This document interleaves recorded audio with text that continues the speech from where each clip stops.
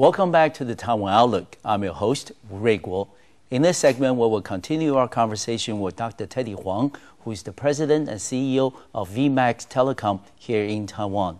Dr. Huang, I was reading your CV prior to taping today. I was very impressed. You had your MS from MIT, and later from University of Purdue, you received your PhD, and also you had an EMBA from University of Chicago. I mean, in addition to your academic credentials, you've worked in some of the leading telecom, industries and companies, around the world, in the U.S. and in Taiwan. How would you then characterize the development of the telecom industry in Taiwan in the last maybe 15, 20 years, when the world really noticed that Taiwan can play a leading role in terms of telecom technology development? Thank you, Ray. I think certainly I noticed a lot of differences between Taiwan and the U.S. I working, as you noticed, I working for AT&T Live for a long time. Exactly.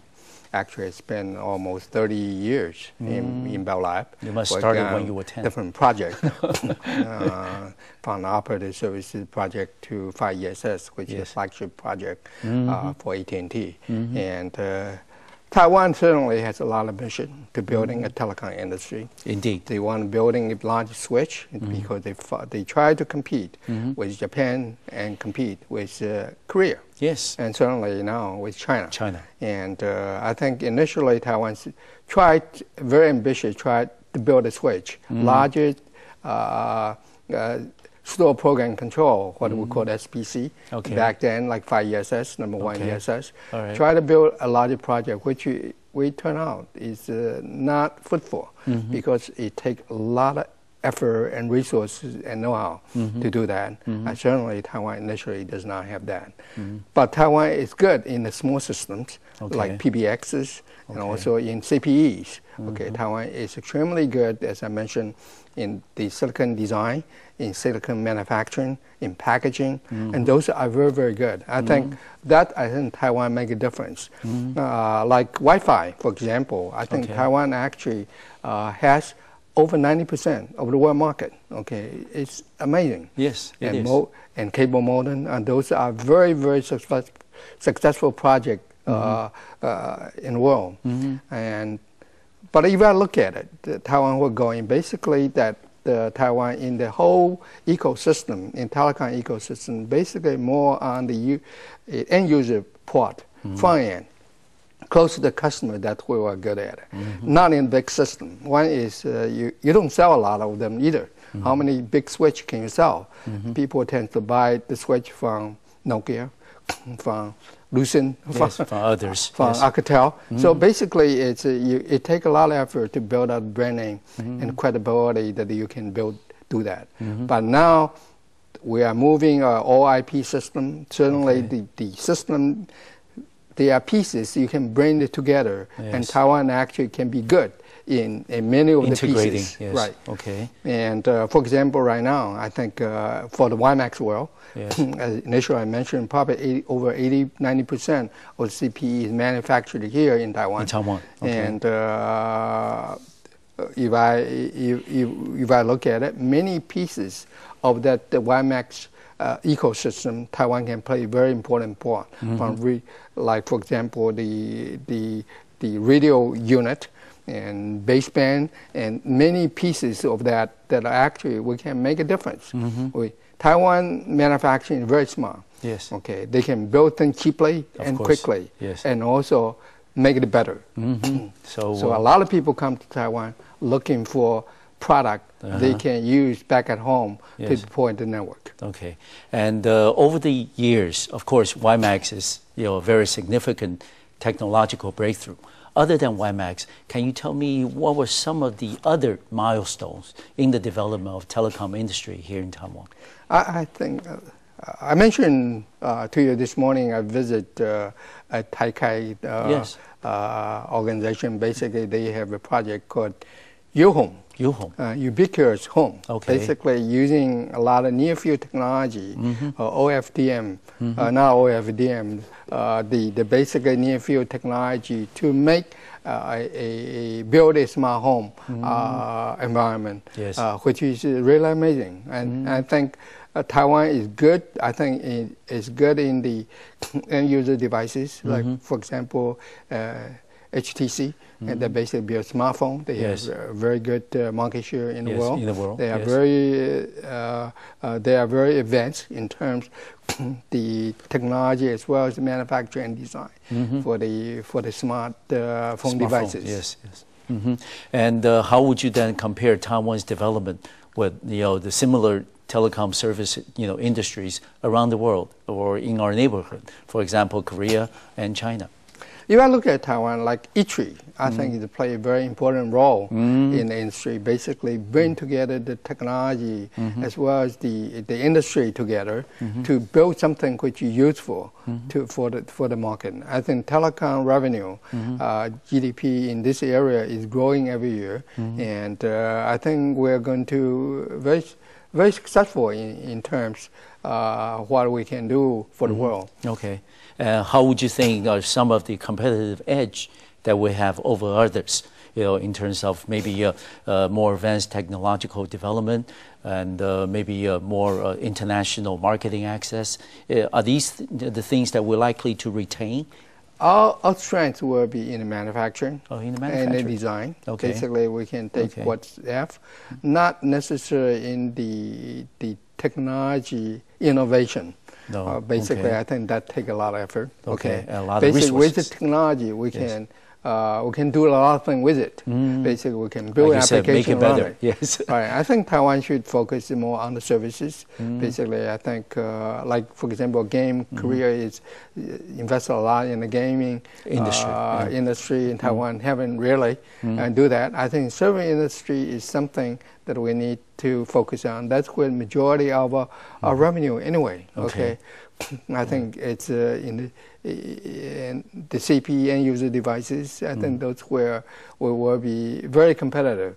And not only competitive, that we basically have the advantage over a lot of other places. What would be some of the potential shortcomings or disadvantage that we will have in Taiwan in terms of competing with others when they were emerging? I view we're probably a little bit near term. Okay, not looking far enough. No. Basically, want make the money now. And instead of invest into the future. I think some industries, some company invest part of their revenue and their earning into the future, but most of them, more important, the near-term return. I think that that's something that I think we should encourage industry to invest more into the future.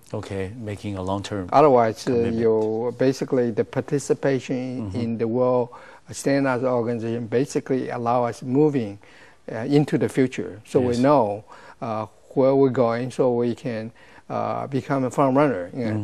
WiMAX is a good example. I mean, we don't believe that we will be the front runner for 3G. Because Qualcomm basically dominate the market, and we believe that WiMAX is new. A lot of people weren't sure that's the technology people want to invest, but that will make a difference. I think Taiwan government decided very aggressively to make it a priority project. I think we need to work harder and smarter so it can make a difference. Two things I can think of, Dr. Huang, in terms of future development for the WiMAX technology and market here in Taiwan. One thing is we have a small market. I mean, Taiwan is not very big. The user at most is probably in the neighborhood of 5 to 10 million people, maybe in the future. And second is, how would we, able to maintain what you said earlier as our manufacturing advantage? Given the fact that China is now rising, they certainly have, a very good human as well as other resources available, to compete with Taiwan very closely in the future. How would you address those issues, two issues? I think that's a very good question. I don't think our industry is focused on serving Taiwan market alone. They're primarily using Taiwan as a showcase. Of the technology or the product or services, what have you. So basically we look at worldwide. And that's why we're not just meeting the requirement of the local market and basically looking at what everybody else is doing. And so we are very much for it to have a worldwide standard, open standard for any of the technology. So you design something that can be used everywhere. I think that's very, very important. And as I said, we need to be more forward-looking and invest into the future more. And how would you think that one other thing that's very important is human capital? How would you think the younger generation of the EE students or telecommunication specialists, would they be continuing involved in the development in this area? One thing I noticed is that we have fewer and fewer students actually go outside of Taiwan to go to graduate school. Used to be, I think, a very large number of people go to Europe and U.S. For advanced, for postgraduate study, but now less and less. One thing, because some very good job here in Taiwan, but I think from country point of view, I think we need to encourage people to move out, to learn what's available, what's out there, so bring it back, integrate it into what we have. I think that's very, very important, because I noticed, for example, in the U.S., in the past few years, I noticed there are more students from mainland China than from Taiwan. And some of them are quite good. They're very competitive. We have some PhD working in the product line, production line in Taiwan, because the pay is good. But that's kind of waste our human resources. As you said, I think government need to invest into the human resources. Development and get people new skill. So we can move into new areas, into the future. And also you said the fact is that we need to invest in human capital to, in order to apply our technology around the world. Because that's the most important resource. Any company or any country can have. For that matter. We're going to take another short break on Taiwan Outlook. We'll be right back with Dr. Teddy Huang to continue this conversation on a very important piece of technology in Taiwan's telecom industry, WiMAX. We'll be back in 3 minutes.